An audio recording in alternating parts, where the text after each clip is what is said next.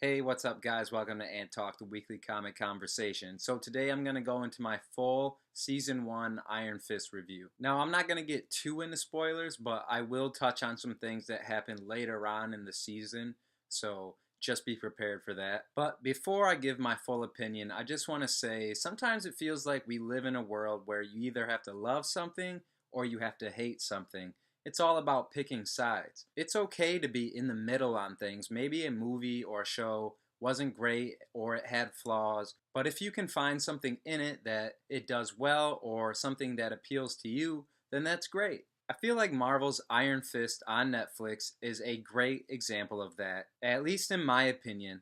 It's not a great series by any means, but I really don't think it's horrible. And I think a big part of it is because out of the four Marvel Netflix shows, it's probably the least good. And I think because of that, the other shows cast an even larger shadow on Iron Fist. For many, those shows set such a high bar, and Iron Fist falls short of reaching that bar on almost all fronts. It's a show about mystic martial arts based on a character and mythology, but barely gets into that part of the story, the interesting part, until the second half of the season. The fight scenes aren't that great. They aren't that bad either, especially for a TV series, but considering it's a story that revolves around kung fu and martial arts, you would expect more. Not to mention the fight scenes in Daredevil are great and are done much better. But I will say in the show's defense, Finn Jones, the actor that plays Iron Fist, only had 3 weeks to train from when he was cast till they started shooting. And he was even learning moves up to 15 minutes before shooting the scene. So hopefully by the time he's done shooting Defenders, he's gotten the hang of things and has had more time to rehearse. So for what it's worth, the fight scenes aren't terrible. I said in my last video, I like how they made it look effortless for him against normal people, but as the season goes, that doesn't seem to be the case as much. And there are a couple sword fight scenes with Colleen Wing, and they are pretty well done. There's also a fight scene between Danny and a guy who uses the drunken master style. I thought that was pretty sweet. The biggest issue I think with this season is the story and the pacing, and the first 5 episodes are just pretty boring. Focusing on Danny coming back and trying to take his company back and introducing the Meachums, which I think these aspects are fine and are important to the story, but it did not need all these episodes to focus on it. It could have been done in just 2.5 episodes, but by the time you get to the end of the 3rd episode, we should be getting into the stuff with the hand. Then in episode 4, they should have shown us Iron Fist past, training, and Kunlun, actually showing Kunlun just like all the other Netflix shows do in the 4th episode. I also said in my last review that the 2nd episode is almost pretty pointless and really isn't necessary at all. And the Meachums just aren't that interesting to me. I'm sorry. But Ward, he gets a little better as the season goes on. I like him a lot more towards the end, but overall, introducing these characters and plot did not need all these episodes. And with the story, it seemed like the show didn't really know what to focus on. The first half is all the corporate stuff and Danny trying to prove his identity and getting adjusted to being back in New York. Then, after 5 entire episodes of that, he discovers the Hand is in New York and they want to take over the Rand Corporation. And there's just a lot going on, and by the end of the season, you have had 3 main villains. You have Harold Meachum, who was partners and started Rand with Danny's father. He's also the father of the Meachum siblings who run Rand in the absence of everyone, and Harold has been faking his death for over a decade, and he wants to get out from under the power of the Hand. You have Madame Gao, who pretty much runs the Hand in New York and is basically a big-time drug lord, and Bakuto, the head of the other Hand group.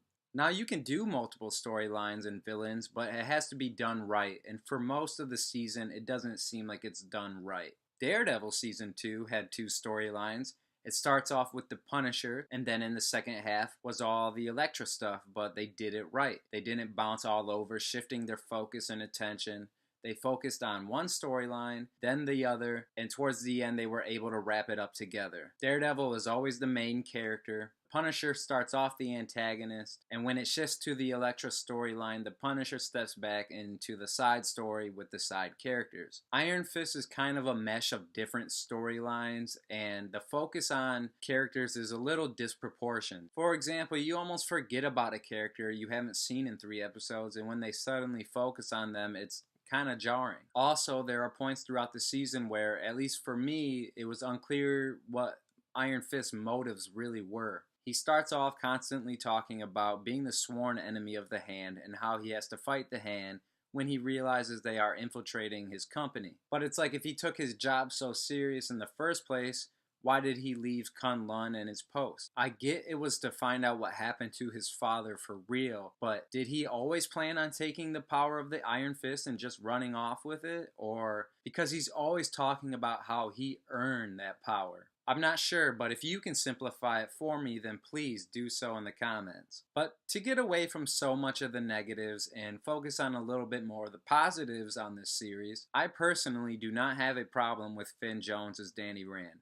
I think he actually does a pretty decent job and has a little more personality than I think a lot of people have been giving him credit for. I think the problem is mostly in the writing. Like I said, he seems confused by what he wants and it comes off a little whiny sometimes. But I think that probably does have a lot to do with the writing, and hopefully it's not the acting. I do like how he's into hip-hop and uses it to meditate, things you would think he could be doing in the comic books. So overall, I do like Finn Jones as Danny Rand for the most part. My biggest complaint would be that I don't always believe that he's the most badass guy on screen sometimes. And again, hopefully that's in the writing and not the acting, and that's something that can be fixed in the future. I will say I really am curious to see his relationship with Luke Cage. I hope Finn Jones and Mike Colter hit it off and have really good chemistry on screen. I really want to buy them as best friends, even though they'll be meeting for the first time. Honestly, I think if Defenders can establish a good relationship between the two,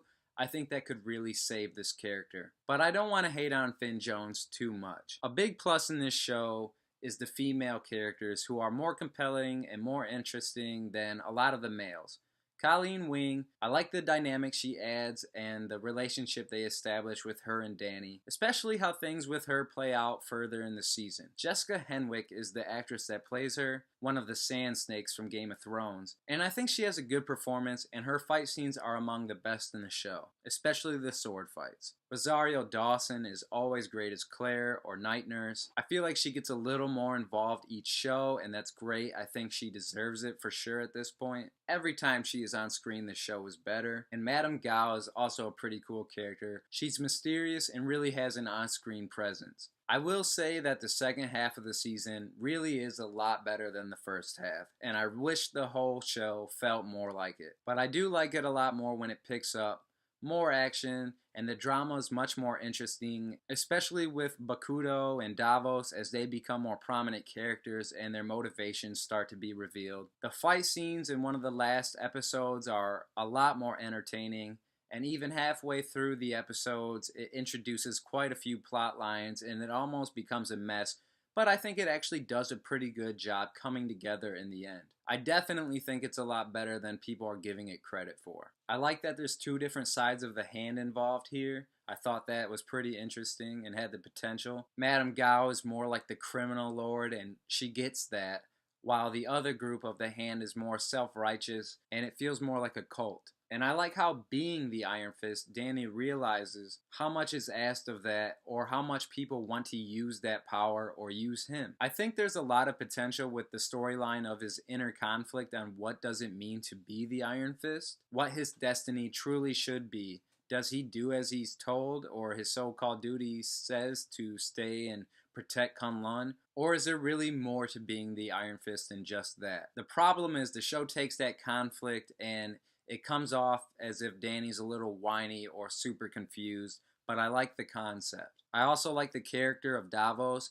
I like how he attempts to adapt to our society, and his performance makes you feel like maybe he really should have been the Iron Fist. And again, I have to say I do like the good fight scenes, especially in the last episodes with the addition of Davos and Colleen's sword fight. One of the biggest problems with this show is I think they tried to play it too safe. They tried to push it like, hey, this is like the other Netflix show, but this is the corporate side of town. This is the white-collar issues that take place in this world. Not just the streets of Harlem or Hell's Kitchen, but to me, I think they should have just went all out. They shied away from all the kung fu and the mystical stuff.